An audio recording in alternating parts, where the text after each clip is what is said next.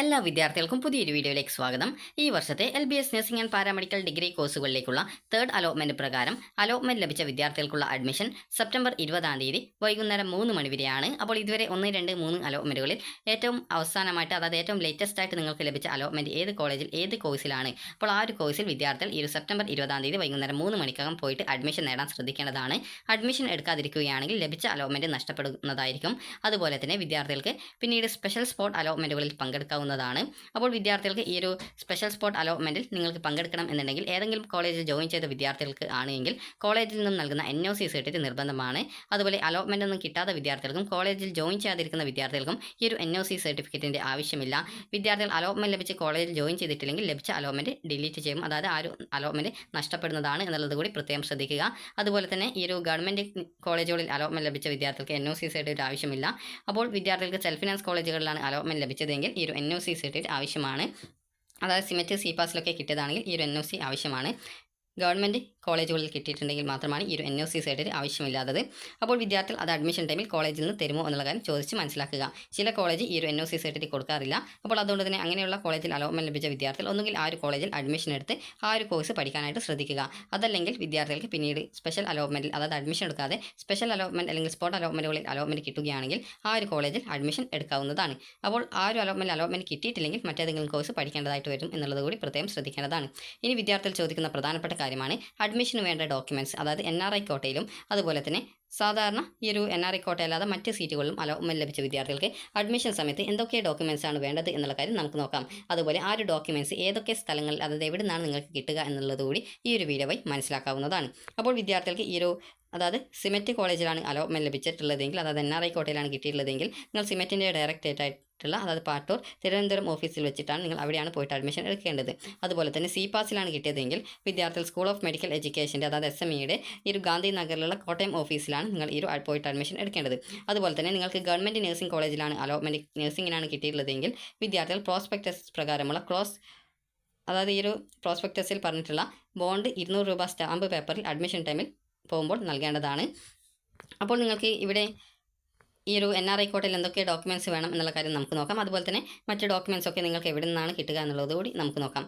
NRI കോട്ട documents ആദ്യം നമുക്ക് ജസ്റ്റ് ഒന്ന് പരിശോധിക്കാം. കാരണം ഇത് ഈ ഒരു വെബ്സൈറ്റിൽ ആ ഒരു NRI ഡോക്യുമെൻ്റ് ഡീറ്റെയിൽസ് കൊടുത്തിട്ടുണ്ട്. അപ്പോൾ ജസ്റ്റ് നമുക്ക് ആദ്യം ഇത് പരിശോധിക്കാം. NRI കോട്ടയിൽ അലോട്ട്മെന്റ് ലഭിച്ച വിദ്യാർത്ഥികൾ, അതായത് നിങ്ങൾക്ക് നിങ്ങളെ ആരാണ് സ്പോൺസർ ചെയ്യുന്നത്, സ്പോൺസറുടെ പാസ്പോർട്ട്, അതുപോലെ തന്നെ നിങ്ങൾ ആ ഒരു സ്പോൺസറുടെ വിസ എന്നിവയുടെ കോപ്പി, അതായത് എംബസി അറ്റസ്റ്റഡ് കോപ്പി നിങ്ങൾ ഹാജരാക്കേണ്ടതാണ്. ഈ ഒരു NRI കോട്ടയിൽ അപ്ലൈ ചെയ്ത് നിങ്ങൾക്ക് അഡ്മിഷൻ നേടാൻ സാധിക്കുന്നത് ഒന്നുകിൽ നിങ്ങളുടെ ഫാദർ, മദർ, അല്ലെങ്കിൽ നിങ്ങളുടെ ബ്രദർ, സിസ്റ്റർ, അതുപോലെ ഇൻക്ലൂഡിങ് ഫസ്റ്റ് കസിൻ, അതുപോലെ ഹസ്ബൻഡ്, വൈഫ്, ബ്രദർ, അതുപോലെ സിസ്റ്റർ ഇൻക്ലൂഡിങ് ഫസ്റ്റ് കസിന്, അതുപോലെ തന്നെ father or mother, half brother, half sister, adopted father or adopted mother working abroad is eligible to apply. ഈ ഒരു NRI കോട്ടയിലേക്ക് apply ചെയ്യാൻ അവർക്കൊക്കെ പറ്റുമെന്നാണ് പറഞ്ഞിട്ടുള്ളത്. അതുപോലെ തന്നെ ഈ ഒരു candidate who seek admission under NRI കോട്ട in private self finance medical or dental colleges should upload document. അതായത് നിങ്ങൾക്ക് ഈ ഒരു NRI കോട്ടയിലാണ് നിങ്ങൾ ഓപ്ഷൻ വെക്കുന്നതെങ്കിലാണ് അതിലാണ് നിങ്ങൾക്ക് അലോട്ട്മെൻറ്റ് കിട്ടിയിട്ടുള്ളതെങ്കിൽ ഈ ഒരു NRI ഇനി പറയുന്ന ഡോക്യുമെൻറ്റ്സ് ആണ് കൊണ്ടുപോകേണ്ടത്. അപ്പോൾ ഈ ഒരു പറയുന്ന ഡോക്യുമെൻറ്റ്സ് കൂടാതെ മറ്റ് കോമൺ ആയിട്ടുള്ള ഡോക്യുമെൻറ്റ്സ് കൂടി അഡ്മിഷൻ ടൈമിൽ കൊണ്ടുപോകേണ്ടതാണ്. അപ്പോൾ ആദ്യം തന്നെ NRI റിസർവേഷനുമായി ബന്ധപ്പെട്ട ഡോക്യുമെൻറ്റ്സ് എന്ന് പറയുന്നത്, ഒന്നാമത്തേത് നിങ്ങളെ ആരാണോ ഈ ഒരു സ്പോൺസർ ചെയ്യുന്നത് അവരുടെ ഈ ഒരു എംബസി അല്ലെങ്കിൽ കോൺസുലേറ്റ് അറ്റസ്റ്റ് ചെയ്തിട്ടുള്ള അല്ലെങ്കിൽ OCI ഏതെങ്കിലും ഡോക്യുമെൻ്റ് ഉണ്ടാവും. അതുപോലെ പാസ്പോർട്ട്, അതുപോലെ തന്നെ വിസ, ഇവ ഈ ഒരു എംബസി അല്ലെങ്കിൽ കോൺസുലേറ്റഡ് അറ്റസ്റ്റ് ചെയ്തിട്ടുള്ളതായിരിക്കണം.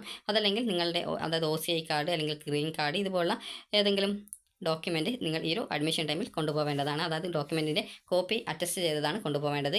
അതുപോലെ തന്നെ ഈ ഒരു സ്പോൺസറുടെ വിസ ഈ ഒരു അഡ്മിഷൻ കാലാവധി കഴിയുന്നതിന് മുമ്പായിട്ട് ഈ ഒരു സ്പോൺസറുടെ വിസ കാലാവധി കഴിയരുത്. അങ്ങനെയെങ്കിൽ പുതിയ ആ ഒരു വിസ കാലാവധി കഴിയാതെ പുതിയ ആ ഒരു ഡോക്യുമെൻറ്റ് പിന്നീട് നിങ്ങൾ നൽകേണ്ടതായിട്ട് വരുന്നതാണ്. അതുപോലെ നിങ്ങളുടെ ആ ഒരു സ്പോൺസറുടെ എംപ്ലോയ്മെൻറ്റ് സർട്ടിഫിക്കറ്റ് ഉണ്ടാവും. അപ്പോൾ ആ ഒരു എംപ്ലോയ്മെൻറ്റ് സർട്ടിഫിക്കറ്റ് ഈ ഒരു എംബസി അല്ലെങ്കിൽ കോൺസുലേറ്റ് അറ്റസ്റ്റ് ചെയ്തിട്ടുള്ള കോപ്പി നിങ്ങൾ ഈ ഒരു കൊണ്ടുപോകേണ്ടതാണ്. അതുപോലെ തന്നെ വിദ്യാർത്ഥികളുടെ ആ ഒരു റിലേഷൻഷിപ്പ് സർട്ടിഫിക്കറ്റ് എന്ന് പറയുമ്പോൾ നിങ്ങളെ ആരാണ് സ്പോൺസർ ചെയ്യുന്നത് അവരുമായി ബന്ധപ്പെട്ടുള്ള നിങ്ങളുടെ ബന്ധം എന്താണ് എന്നുള്ളത് തെളിയിക്കാനായിട്ട് നിങ്ങൾക്ക് ഈ ഒരു വില്ലേജ് ഓഫീസിൽ നിന്ന് ഈ ഒരു റിലേഷൻഷിപ്പ് സർട്ടിഫിക്കറ്റ് കിട്ടുന്നതാണ്. ആ ഒരു സർട്ടിഫിക്കറ്റാണ് കൊണ്ടുപോകേണ്ടത്. ഇനി അതുപോലെ തന്നെ കുറച്ച് നിർദ്ദേശങ്ങൾ ഇവിടെ കൊടുത്തിട്ടുണ്ട്. അതായത് ഈ ഒരു കാൻഡിഡേറ്റ് ഷാൽ പ്രൊഡ്യൂസ്, അതായത് ഈ ഒരു our relationship between candidate and her father, അതായത് നിങ്ങളുടെ റിലേഷൻഷിപ്പ് ഈ ഒരു ഫാദർ അല്ലെങ്കിൽ മദർ വിച്ച് ആർ റെക്കോർഡഡ്, അതായത് ഈ ഒരു അതായത് നിങ്ങളുമായിട്ടുള്ള ബന്ധം എന്താണെന്നുള്ളത് നിങ്ങളുടെ ആ ഒരു സർട്ടിഫിക്കറ്റിൽ രേഖപ്പെടുത്തിയിരിക്കണം എന്നാണ് പറഞ്ഞിട്ടുള്ളത്. അതുപോലെ തന്നെ ഈ ഒരു അടുത്തതായിട്ടുള്ളത് നിങ്ങളുടെ ആരാണ് നിങ്ങളെ സ്പോൺസർ ചെയ്യുന്നത് അവർ ഒരു അഫിഡവിറ്റ് നൽകണം. അതായത് ഈ ഒരു സാക്ഷ്യപത്രം നൽകണം. അതായത് sponsor in stamp paper worth, അതായത് 200 രൂപയുടെ മുദ്രപത്രത്തിൽ, അതായത് നിങ്ങളുടെ ഈ ഒരു കോഴ്സ് കാലാവധി കംപ്ലീറ്റ് ചെയ്യുന്നത് വരെ നിങ്ങളുടെ ആ ഒരു ഫീസും കാര്യങ്ങളൊക്കെ അവർ വഹിക്കുമെന്ന് പറഞ്ഞുകൊണ്ടുള്ള ഒരു 200 രൂപയുടെ മുദ്രപത്രത്തിലുള്ള നിങ്ങളുടെ സ്പോൺസറുടെ സത്യാമൂലമാണ്. അതായത് ഈ ഒരു സ്പോൺസറുടെ ഉറപ്പാണ്. അപ്പോൾ നിങ്ങൾ മുദ്രപത്രത്തിൽ അത് എഴുതി നിങ്ങൾക്ക് നോട്ടറിയെ കൊണ്ട് അത് അറ്റസ്റ്റ് ചെയ്യിപ്പിക്കുകയാണ് ചെയ്യേണ്ടത്. അതായത് പബ്ലിക് നോട്ടറിയെ കൊണ്ട് അറ്റസ്റ്റ് ചെയ്ത് അതായത് സാക്ഷ്യപ്പെടുത്തിയിട്ട് അത് നോട്ടറൈസ്ഡ് ചെയ്തുകൊണ്ട് ഈ ഒരു അഫിഡവിറ്റ് നൽകുകയാണ് ചെയ്യേണ്ടത്. അപ്പോൾ അത് നിങ്ങൾക്ക് NRI കോട്ടയിലാണ് കിട്ടിയതെങ്കിൽ ജസ്റ്റ് ഒന്ന് കോളേജിൽ വിളിച്ച് ചോദിച്ച് ആ ഒരു ഡോക്യുമെൻറ്റ് വേണം എന്നുള്ളത് ഉറപ്പുവരുത്തിയ ശേഷം മാത്രം അത് കൊണ്ടുപോയാൽ മതി. ഇനി വിദ്യാർത്ഥികൾ അഡ്മിഷനായിട്ട് വേണ്ട ഡോക്യുമെൻറ്റ്സ് എന്തൊക്കെയാണ്, എവിടെയാണ് കിട്ടുക എന്നുള്ളത് നോക്കാം. അപ്പോൾ കോമൺ ആയിട്ട് അഡ്മിഷനായിട്ട് വേണ്ട ഡോക്യുമെൻറ്റുകൾ ഏതൊക്കെയാണെന്ന് നോക്കാം. അപ്പോൾ വിദ്യാർത്ഥികൾക്ക് ആദ്യം വേണ്ടത് നിങ്ങളുടെ ആപ്ലിക്കേഷൻ ഫോമിൻ്റെ പ്രിൻ്റ് ഔട്ടാണ്. അത് നിങ്ങൾക്ക് ഓൾറെഡി നിങ്ങളുടെ പ്രൊഫൈൽ വഴി ലഭ്യമാകുന്നതാണ്. അത് നിങ്ങൾക്ക് ജസ്റ്റ് അവിടെ നിന്ന് ഡൗൺലോഡ് ചെയ്ത് പ്രിൻ്റ് ഔട്ട് എടുക്കാം. അതുപോലെ തന്നെ ഒരു കോപ്പി നിങ്ങളുടെ കയ്യിൽ എക്സ്ട്രാ ആയിട്ട് സൂക്ഷിച്ച് വെക്കാൻ ശ്രദ്ധിക്കേണ്ടതാണ്. അതുപോലെ അലോട്ട്മെൻറ്റ് മെമ്മോയാണ്, അതിൻ്റെയും ഒരു എക്സ്ട്രാ കോപ്പി നിങ്ങളുടെ കയ്യിൽ സൂക്ഷിച്ച് വെക്കേണ്ടതാണ്. അതുപോലെ തന്നെ വിദ്യാർത്ഥികൾക്ക് ഈ ഒരു ട്യൂഷൻ ഫീ പേയ്മെൻറ്റ് ചെയ്തതിൻ്റെ റെസിപ്റ്റ്, അപ്പോൾ അതുകൂടി അതായത് അതിൻ്റെ ആ ഒരു പ്രിൻ്റ് ഔട്ട് നിങ്ങൾക്ക് നിങ്ങളുടെ പ്രൊഫൈൽ വഴി നിങ്ങൾക്ക് ലോഗിൻ ചെയ്ത് കഴിഞ്ഞാൽ അവിടെ സൈഡിലായിട്ട് 3 ലൈൻസ് കാണാൻ പറ്റും. അതിൽ ക്ലിക്ക് ചെയ്തുകൊണ്ട് വിദ്യാർത്ഥികൾക്ക് ഈ ഒരു അലോട്ട്മെൻറ്റ്സ് എന്നുള്ള ഓപ്ഷൻ ക്ലിക്ക് ചെയ്ത് കഴിഞ്ഞാൽ റെസിപ്റ്റ് ഡീറ്റെയിൽസ് എന്നുള്ള ഒരു ഓപ്ഷൻ ഉണ്ട്. അതിൽ ക്ലിക്ക് ചെയ്തുകൊണ്ട് നിങ്ങളുടെ ഈ ഒരു അലോട്ട്മെൻറ്റിൻ്റെ ആ ഒരു ടോക്കൺ ഫീ പേയ്മെൻറ്റ് ചെയ്തതിൻ്റെ റെസിപ്റ്റ് ഡൗൺലോഡ് ചെയ്തെടുക്കാം. അപ്പോൾ ഇതിൻ്റെ ഒരു എക്സ്ട്രാ കോപ്പി നിങ്ങളുടെ കയ്യിൽ കൂടി സൂക്ഷിച്ച് വെക്കുക. കാരണം നിങ്ങൾക്ക് റീഫണ്ടോ മറ്റോ കാര്യങ്ങളൊക്കെ ആവശ്യമാണെങ്കിൽ അത് ആവശ്യമാണ്. അതുപോലെ തന്നെ നിങ്ങളുടെ ഡേറ്റ് ഓഫ് ബർത്ത് തെളിയിക്കാനായിട്ട് ബർത്ത് സർട്ടിഫിക്കറ്റ് അല്ലെങ്കിൽ SSLC സർട്ടിഫിക്കറ്റ് എന്നിവ ഉപയോഗപ്പെടുത്താവുന്നതാണ്. അതുപോലെ തന്നെ നിങ്ങൾക്ക് അടുത്ത നിങ്ങളുടെ TC, നിങ്ങളുടെ സ്വഭാവ സർട്ടിഫിക്കറ്റ് എന്നിവയാണ്. അത് സ്വഭാവ സർട്ടിഫിക്കറ്റിൻ്റെ കാലാവധി 6 മാസ കാലാവധിയാണ്. 6 മാസം വാലിഡിറ്റി കഴിഞ്ഞതാണ്. അതായത് നിങ്ങളുടെ ഈ സ്വഭാവ സർട്ടിഫിക്കറ്റ് ഇഷ്യൂ ചെയ്ത ശേഷം 6 മാസ കാലാവധി കഴിഞ്ഞതാണെങ്കിൽ തൊട്ടടുത്തുള്ള ഏതെങ്കിലും ഗവൺമെൻറ് ഹൈസ്കൂളിൽ പോയി കഴിഞ്ഞാൽ നിങ്ങൾക്ക് ഈ ഒരു പുതിയ സ്വഭാവ സർട്ടിഫിക്കറ്റ് സ്കൂളിൽ നിന്ന് നൽകുന്നതായിരിക്കും. അതുപോലെ തന്നെ നിങ്ങളുടെ +2ൻ്റെ മാർക്ക് ലിസ്റ്റ് അല്ലെങ്കിൽ ഈ ഒരു ഇക്വലൻസി സർട്ടിഫിക്കറ്റ്, അതായത് +2 സർട്ടിഫിക്കറ്റ് അല്ലെങ്കിൽ ഇക്വലൻസി സർട്ടിഫിക്കറ്റ് ഏതാണ് നിങ്ങളുടെ കയ്യിലുള്ളത് അത് ഉപയോഗിക്കുക.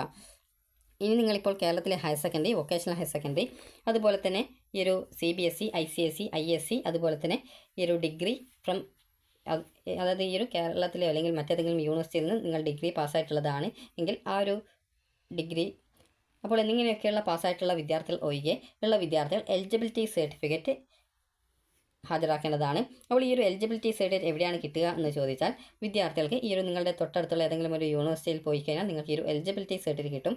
ഏകദേശം ഒരു 100 മുതൽ 150 രൂപ വരെയാണ് ഫീസ് വരിക. നിങ്ങൾ പോകുന്ന സമയത്ത് നിങ്ങളുടെ ഈ ഒരു അലോട്ട്മെൻറ്റിൻ്റെ ആ ഒരു മെമ്മോയുടെ ഒരു കോപ്പി, അതുപോലെ തന്നെ നിങ്ങൾക്ക് ഈ ഒരു നിങ്ങളുടെ ആപ്ലിക്കേഷൻ ഫോമിൻ്റെ ഒരു പ്രിൻ്റ് ഔട്ട് എന്നിവ കൂടി വിദ്യാർത്ഥികൾ കയ്യിൽ കരുതേണ്ടതാണ്. അപ്പോൾ ഏകദേശം 100 മുതൽ 150 രൂപ വരെയൊക്കെയാണ് ഈ ഒരു എലിജിബിലിറ്റി സർട്ടിഫിക്കറ്റിന് ഫീസ് ഇനത്തിൽ വാങ്ങിക്കാനുള്ള സാധ്യതയുള്ളത്. അപ്പോൾ അതുകൊണ്ട് തന്നെ നിങ്ങൾ ആ ഒരു യൂണിവേഴ്സിറ്റിയിൽ പോയിട്ട് ഈ ഒരു എലിജിബിലിറ്റി സർട്ടിഫിക്കറ്റ് ഇന്ന ആവശ്യത്തിന് വേണ്ടിയിട്ട് വേണമെന്നുള്ളത് ഒരു റിക്വസ്റ്റ്, അതായത് റിക്വസ്റ്റ് എന്ന് പറഞ്ഞാൽ പേപ്പറിൽ ജസ്റ്റ് A4 ഷീറ്റിൽ എഴുതിയിട്ട് ഒരു റിക്വസ്റ്റ് കൊടുത്തു കഴിഞ്ഞാൽ, അതായത് അപേക്ഷ കൊടുത്തു കഴിഞ്ഞാൽ നിങ്ങൾക്ക് അന്നേ ദിവസം തന്നെ ഈ ഒരു എലിജിബിലിറ്റി സർട്ടിഫിക്കറ്റ് കോളേജിൽ നിന്ന് നൽകുന്നതായിരിക്കും. അതായത് കോളേജിൽ നിന്നല്ല, ഏതെങ്കിലും യൂണിവേഴ്സിറ്റിയിൽ നിന്ന് നൽകുന്നതായിരിക്കും. നിങ്ങൾ യൂണിവേഴ്സിറ്റിയുടെ ഏതെങ്കിലും ഓഫീസിൽ പോയി കഴിഞ്ഞാൽ മതി, നിങ്ങൾക്ക് അവിടെ നിന്ന് ഈ ഒരു എലിജിബിലിറ്റി സർട്ടിഫിക്കറ്റ് തരുന്നതാണ്. അതുപോലെ തന്നെ മൈഗ്രേഷൻ സർട്ടിഫിക്കറ്റ് ആണ്. ഇത് നിങ്ങൾ +2 കഴിഞ്ഞ സമയത്ത് നിങ്ങൾക്കൊരു ചെറിയൊരു കാർഡ് പോലെയുള്ളൊരു സർട്ടിഫിക്കറ്റ് തന്നിട്ടുണ്ടാകും. അതാണ് മൈഗ്രേഷൻ സർട്ടിഫിക്കറ്റ്. അതിൽ കൃത്യമായിട്ട് മൈഗ്രേഷൻ സർട്ടിഫിക്കറ്റ് എന്ന് പറഞ്ഞുകൊണ്ട് നൽകിയിട്ടുണ്ട്. കേരളത്തിൽ +2 പഠിച്ചിട്ടുള്ള വിദ്യാർത്ഥികൾക്ക് ഈ ഒരു മൈഗ്രേഷൻ സർട്ടിഫിക്കറ്റിൻ്റെ ആവശ്യമില്ല. കാരണം ഓൾറെഡി നിങ്ങൾ കേരളത്തിൽ തന്നെയാണ് വീണ്ടും പഠിക്കുന്നത്. അപ്പോൾ അതുകൊണ്ട് തന്നെ പ്രത്യേകിച്ച് ആ ഒരു മൈഗ്രേഷൻ സർട്ടിഫിക്കറ്റ് കേരളത്തിലെ ബോർഡുകളിൽ പഠിച്ചവർക്ക് ആവശ്യമില്ല.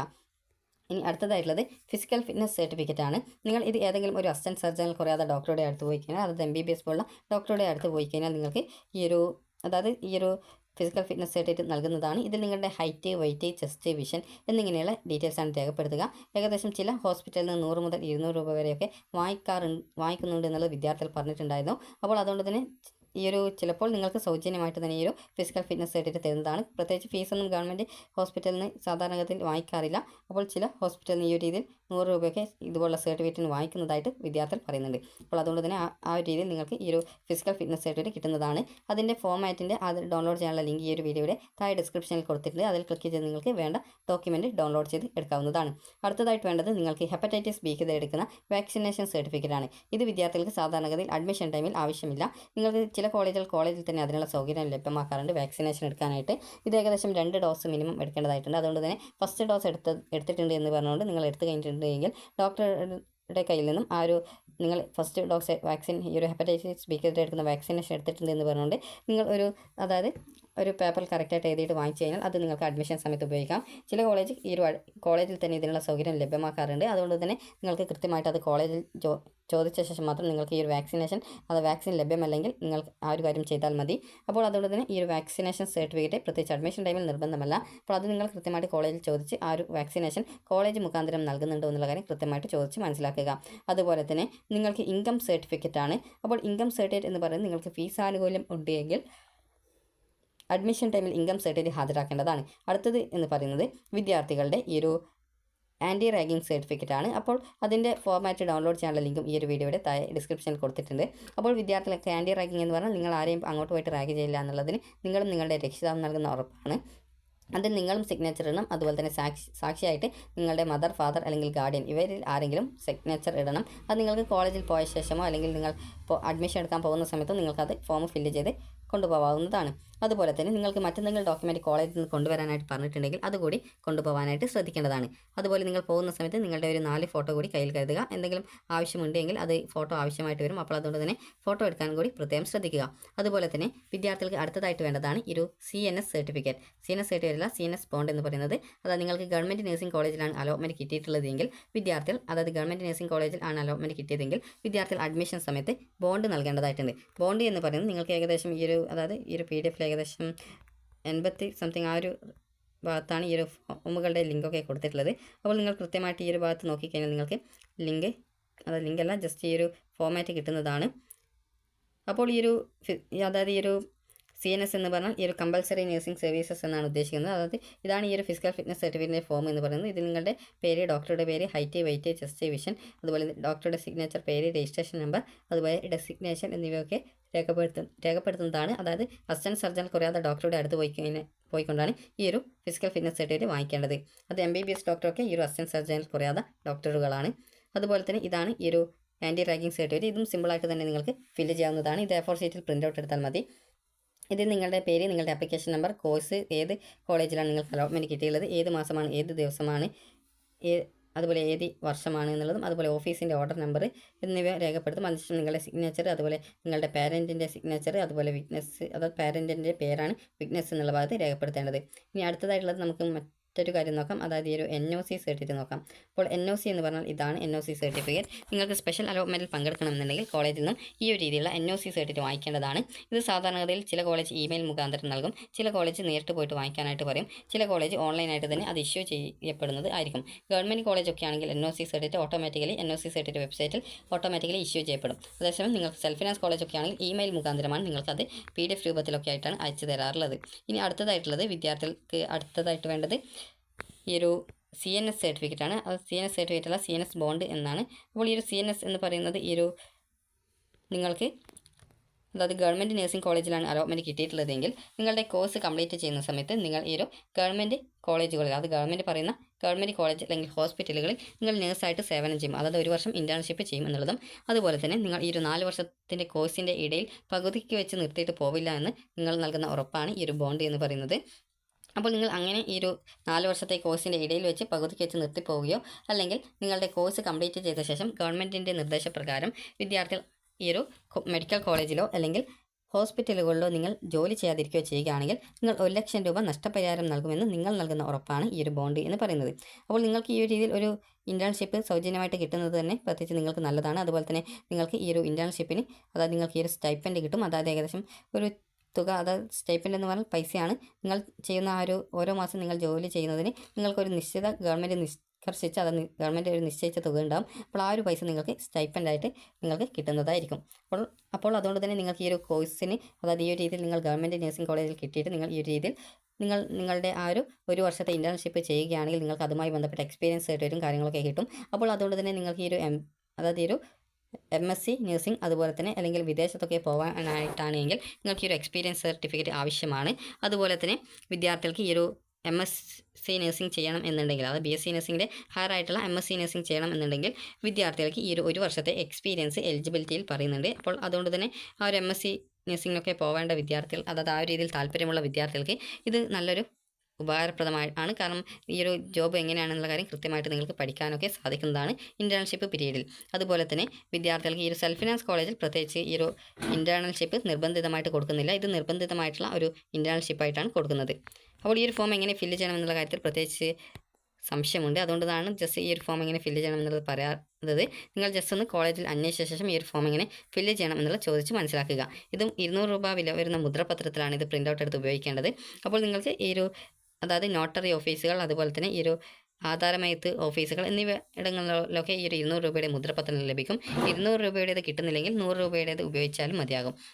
അപ്പോൾ ഇത് ഏകദേശം 2 പേജ് ഉണ്ട്. അപ്പോൾ അതുകൊണ്ട് തന്നെ നിങ്ങൾക്ക് 100 രൂപയുടെ 2 മുദ്രപത്രം അല്ലെങ്കിൽ വാങ്ങിച്ച ശേഷം, അല്ലെങ്കിൽ 200 രൂപയുടെ മുദ്രപത്രം വാങ്ങിച്ച ശേഷം, അതായത് നിങ്ങൾക്ക് അതിൽ പ്രിൻ്റ് ഔട്ട് എടുത്തുകൊണ്ട് നിങ്ങൾക്ക് ഈ ഒരു CNS അതായത് ബോണ്ട് നിങ്ങൾക്ക് നൽകാവുന്നതാണ്. അപ്പോൾ ഈ ഒരു പ്രിൻ്റ് എന്ന് പറയുന്നത്, അതായത് നിങ്ങൾക്കറിയാം ഈ ഒരു സ്റ്റാമ്പ് പേപ്പർ എന്ന് പറഞ്ഞാൽ അതിൻ്റെ മുകൾ ഭാഗത്തായിട്ട് ഏകദേശം കുറച്ച് ഭാഗം ഈ ഒരു അതുമായി ബന്ധപ്പെട്ടുള്ള എത്ര പൈസയുടെ സ്റ്റാമ്പാണ് എന്നിങ്ങനെയൊക്കെയുള്ള ഡീറ്റെയിൽസൊക്കെ രേഖപ്പെടുത്തിയിട്ടുണ്ടാകും. അതിന് താഴെയുള്ള ഭാഗത്താണ് ഈ ഒരു ഭാഗം പ്രിൻ്റ് എടുക്കാൻ സാധിക്കുന്നത്. അതുകൊണ്ട് തന്നെ നിങ്ങൾ കൃത്യമായിട്ട് ഈ ഒരു മുദ്രപത്രത്തിൽ പ്രിൻ്റ് ഔട്ട് എടുക്കാൻ പറ്റുന്ന, അതായത് അറിയാവുന്നവരുടെ അടുത്ത് കൊടുത്ത് വേണം ഈ ഒരു കാര്യം പ്രിൻ്റ് ഔട്ട് എടുക്കാനായിട്ട്. അഥവാ തെറ്റിപ്പോയി കഴിഞ്ഞാൽ നിങ്ങൾക്ക് വീണ്ടും ഈ ഒരു രീതിയിൽ പുതുതായിട്ട് വീണ്ടും മുദ്രപത്രം വാങ്ങിക്കേണ്ടതായിട്ട് വരുന്നതാണ്. അപ്പോൾ അതുകൊണ്ട് തന്നെ ആ ഒരു കാര്യം ശ്രദ്ധിക്കുക.